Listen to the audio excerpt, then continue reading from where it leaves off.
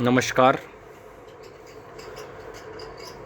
विद्यार्थियों, इससे पहले वाले वीडियो में मैंने आपको बताया कि आंतरगणन और बाह्य गणन होता क्या है, इंटरपोलेशन और एक्स्ट्रापोलेशन के बारे में आपको बताया था। और आज इस वीडियो में मैं बताने जा रहा हूं आपको कि इंटरपोलेशन और एक्स्ट्रापोलेशन की विधि कौन कौन सी है, जिसमें मोस्टली 2 विधियां होती है। और उनमें से मैं आज जो आपको बताऊंगा वो है प्रत्यक्ष द्विपद विस्तार रीति। इसमें जब भी हम वेरिएबल्स की या हिंदी में कहें चर 2 प्रकार के होते हैं। वेरिएबल्स 2 प्रकार के होते हैं, पहला इंडिपेंडेंट और दूसरा डिपेंडेंट। तो जो डिपेंडेंट होता है जैसे, और इस विधि का अपन प्रयोग कहाँ करेंगे, प्रत्यक्ष द्विपद विस्तार रीति है, इसका प्रयोग अपन कब करेंगे। यह रीति बाइनोमल थ्योरम पर आधारित हो। द्विपद प्रमेय जो अपन ने पहले जो संख्यांकी के चैप्टर जब आप बीकॉम में पढ़े होंगे या इससे पूर्व में भी पढ़े होंगे, तो उसमें जो बाइनोमल थ्योरम जो बताई थी उस पर आधारित होता है।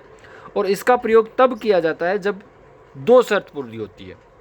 वो शर्त कौन कौन सी होती है। पहली होती है कि जो इंडिपेंडेंट वेरिएबल्स हैं, वेरिएबल के पद पर बराबर अंतर से पढ़ते हैं। जो स्वतंत्र जो चर हैं वो उनके पदों का जो मूल्य है वो बराबर अंतर से आए। जैसे 1989 के दिए हुए हैं, 91 के दे दिए, 1993 के दे दिए, 1905 के दे दिए और 1907 के दे दिए। कहने का मतलब यह है कि इनका जो अंतराल है वो समान होना चाहिए। या 1961 के दे दिए, 1971 के दे दिए, 1981 के दे दिए, 1991 के दे दिए और 2001 के दे दिए। इस प्रकार जो इंडिपेंडेंट जो वेरिएबल्स हैं वो समान अंतर होना चाहिए, उनमें समान अंतर होना चाहिए। पहली शर्त तो ये पूरी होनी चाहिए, जब जाकर के अपन इसे डायरेक्ट बाइनोमियल एक्सपोनेंशियल मेथड का प्रयोग कर सकते हैं।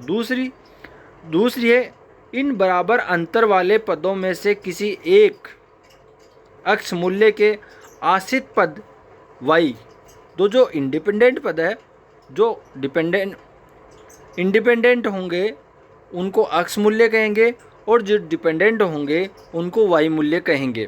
तो इनमें जो मूल्य अनुमानित करना होता है, उदाहरण के लिए 1961, 1971, 1981 और 1991 और 2001 की जनगणना वर्षों में से किसी नगर की 1961, 61, 71 और 91 की जनसंख्या ज्ञात हो और 1981 की जनसंख्या अनुमानित करनी हो तो द्विपद विस्तार विधि द्वारा अंतर्गणन किया जाएगा, क्योंकि 1961, 1971 और 1981 और 1991 के अंतर समान 10 ईयर्स होते हैं।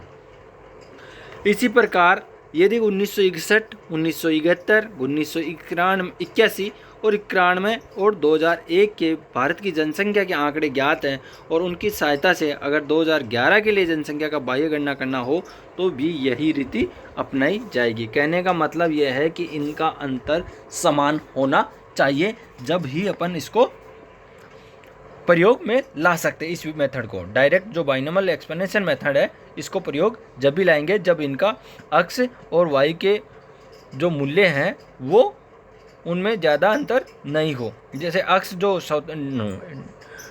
का जो मूल्य है, जैसे 9 अंतर है वो समान होना चाहिए, अलग अलग नहीं होना चाहिए। अब इस विधि को किस प्रकार से क्या प्रक्रिया अपनाई जाती है वो मैं आपको बता देता हूँ।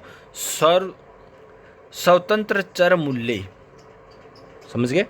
स्वतंत्र कौन से, इंडिपेंडेंट वेरिएबल्स के जो वैल्यू है उनको अक्ष के पदों के क्रमानुसार उनका नाम देंगे, अक्ष 0, अक्ष 1, अक्ष 2, अक्ष 3 और जब तक लास्ट तक होगी तब तक यह संकेताक्षर का प्रदर्शित किया जाएगा।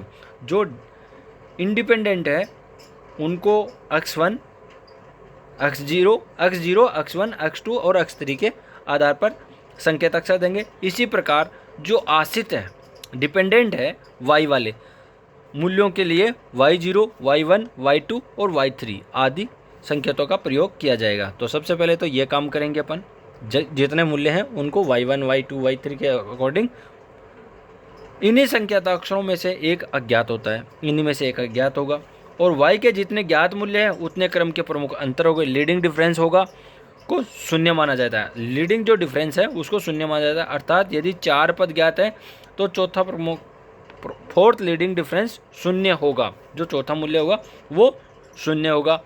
और सूत्र होगा वो होगा डेल्टा की घात n 0 बराबर 0 होगा, जो कि मैं इसमें अगले वीडियो में जब सॉल्यूशन कराऊंगा उस समय आपको ये इसके बारे में बताऊंगा। n y के ज्ञात मूल्यों की संख्या होती है, n बराबर क्या होगा, n y के ज्ञात मूल्यों की संख्या होगा। तीसरी होगी ज्ञात मूल्यों की संख्या के अनुरूप प्रमुखांतर को शून्य मानते हुए उसका द्विपद विस्तार किस प्रकार से करेंगे, इसी प्रकार से करेंगे जो भी मैं आपको अगले वाले वीडियो में या इस अगले वीडियो जो भी जब आएगा मेरा उसमें आपको इसको सॉल्यूशन करके बताऊंगा। तो इसमें क्या करेंगे, डेल्टा n 0 बराबर कोष्टक y माइनस 1 की घात n, yn minus nyn minus 1 plus n कोष्टक n minus 1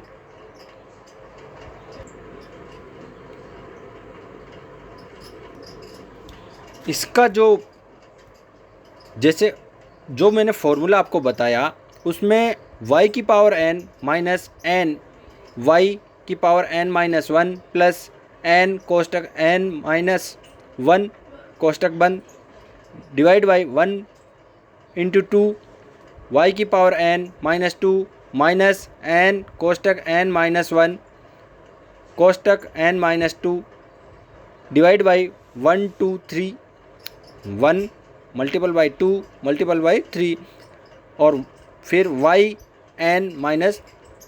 की पावर n माइनस 3 प्लस ये लास्ट तक जाती रहेगी और इक्वल टू 0 हो जाएगा। और यदि सपोज कीजिए यदि y के ज्ञात मूल्यों की संख्या n बराबर 4 हो तो इसको किस प्रकार से अपन सॉल्यूशन करेंगे ये मैं आपको अगले वीडियो में बताऊंगा। Thank you.